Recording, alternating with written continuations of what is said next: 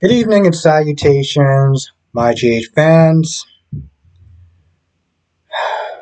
Let's start off with Nina for a minute. See, this is why I don't feel like I could ever be a true Nina fan. Not that this thing is not impossible, but her train of thought is like an episode that you would see on Looney Tunes.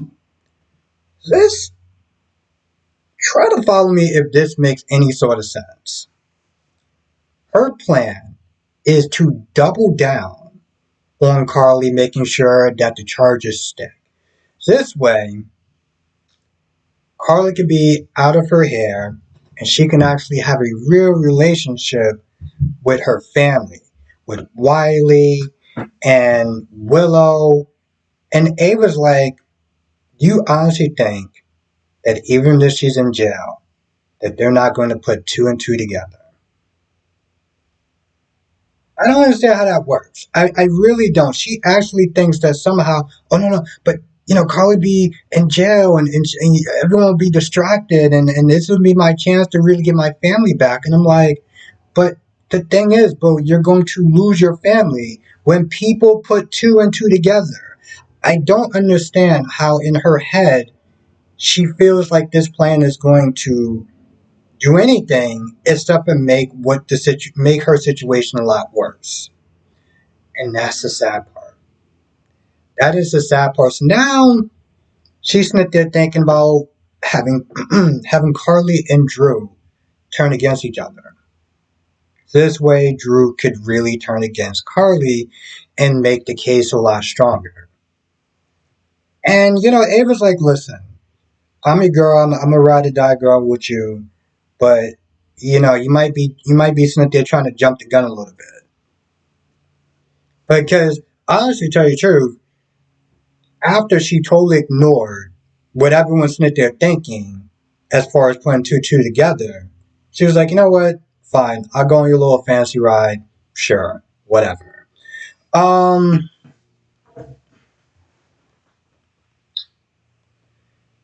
so Stella's back. And Stella gives TJ some much needed advice as far as just being there for her. Because it's not really much you can really do. TJ kept feeling like he kept putting his foot in his mouth. And of course, it didn't help by the fact that before Stella got there, he's once again calling Molly. I'm like, bro, this isn't helping her.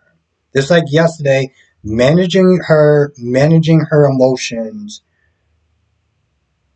wasn't really doing anything. And I understand that he might actually have the best of intentions, and I understand that he might have been hurt by this whole process. But at the end of the day, it's not really so much. It's not really so much about him. It's about her. Yes, he's affected by this, but she's the one that's literally going through it. It's her body that I can't remember who said it. She felt like was betraying her, and that's why I said it was more about her than it was about him. So we got the new Molly, and I don't think that she's terrible. I really don't. I think what's hard for people a lot of times what's hard for people a couple of things. Aesthetically and her voice. Because in all reality, she hit the same notes that, Haley would have hit. So I'm with it. I know that they sat there and they said it's going to be temporarily, but I'm like, you could just make it permanently. I'm cool with that too. Like, I'm really cool with that. Um, she came to the house, upset, crying. Sam was there. Christina was there. Christina made a comment that unintentionally she made it worse, right? Molly, you'll be fine. You have other options, this, that, and the third, and you'll figure it out. And, my whole thing was this is one of the reasons why some of this just didn't really seem like it made a lot of sense, right? She's talking about all these different options that you can wind up having. adoption and in vitro and this, that, and the third. And I'm like, bro, you're a woman. I get that TJ may not understand that, and he may sit there and go with the whole logical choice and stuff, but I feel like she should actually had a better grasp on that. And I felt like that was there to just cause tension because she did eventually walk out. Christina felt like crap. And of course, it led to a conversation with Sam about Sam being all negative Nancy. But she, to some extent, I will give Christina a bit of credit because she did realize that there was a lot of things she was overlooking. And Sam was like, "Oh, I apologize." I was like, "No, no, no, Sam. You don't actually have anything to be apologetic about. You really don't. You can support her, but you can also be honest because let's just be real. Alexis, during that whole little meeting, little powwow, whatever, she was thinking the exact same things that Sam was. So it, it's not like what Sam said was wrong whatsoever. She came from a place of love, but she came from a place of honesty. Alexis is there to sit there and try to comfort Molly, and in the end, it worked. They did their group Davis girls hug or whatever, so that's cool.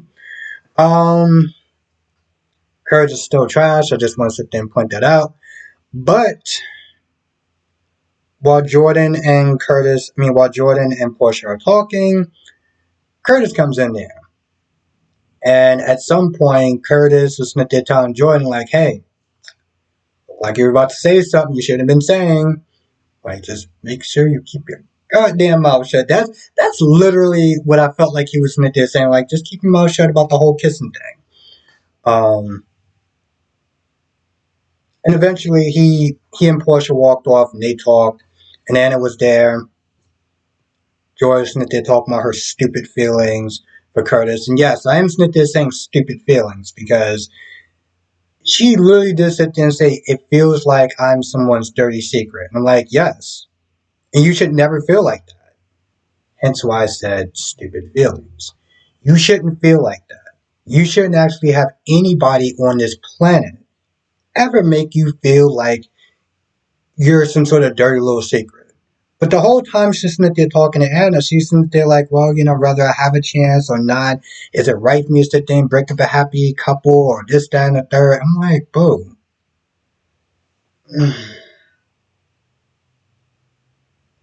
It's just acidine. Jordan deserves better, but for smart reasons, they want to sit there and the writers want to sit there and have her act like some sort of sad, pathetic schoolgirl. It's the only way I could sit there and think of it. Um, now I said trash to a certain point. He is still trash, but he did sit there and tell Portia that he wants to work on his relationship. He wants to move back in. He'll be sitting there staying in the guest room. Um, just kind of take some steps or whatever. So he said he's going to give this relationship another try. Why he didn't do that with Jordan is just beyond me, but that's what he said he was going to do. So on one hand, yes, that's good. You are giving your relationship another try. On the other hand, you are treating Jordan like a dirty little secret, and you're making her feel like a dirty little secret. And you are practically lying to this woman about how you're going to give things another chance, but you're not going to sit down and tell her that, oh yeah, by the way, when we're broken up, okay, when we were separated, I did wind up kissing Jordan. But we were separate at the time, so I just want to give you full disclosure is where you can make up your mind if you want me to move back in. Of course, that's not what Curtis is going to do. Hence why I say he's trash. Um, so Carly, Sonny came to Carly's place because let's be honest, that's Carly's place now.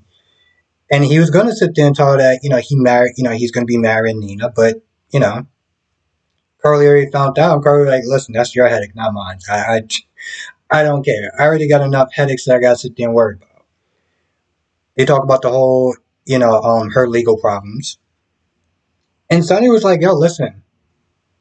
Sonny, for some odd reason, felt like, you know, Carly was in worse shape because of the whole pikeman deal.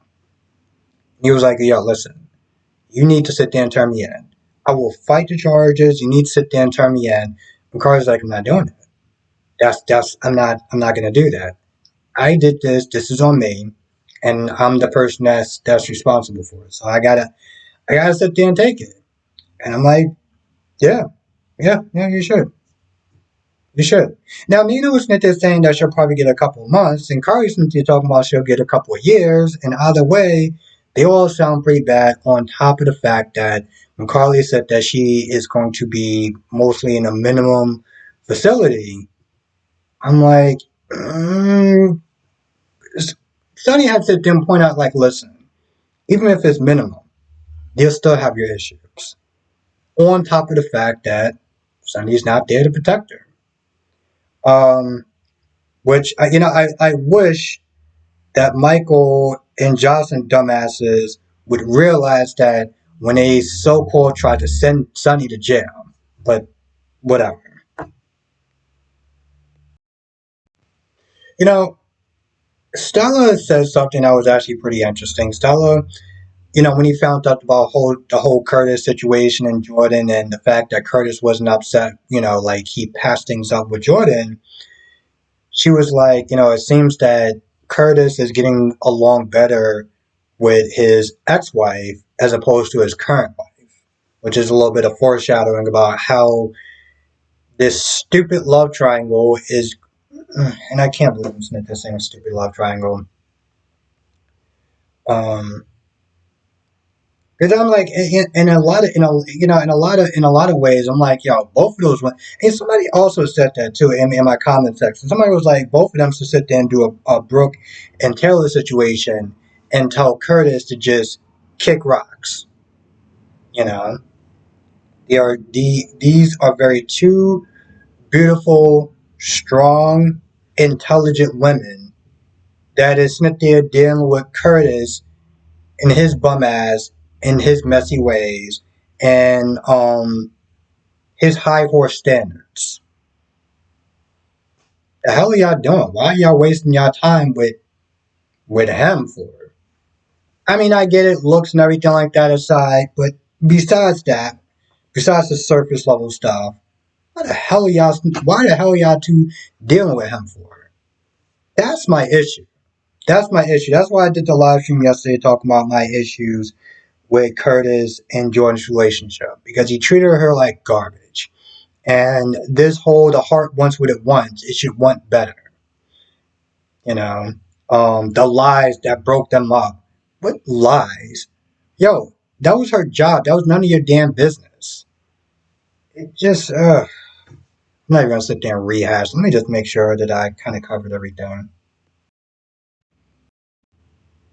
Anyway, I feel like that's about it. I can't really think of anything else that wound up happening. So yeah, with that being said, I'm gonna go.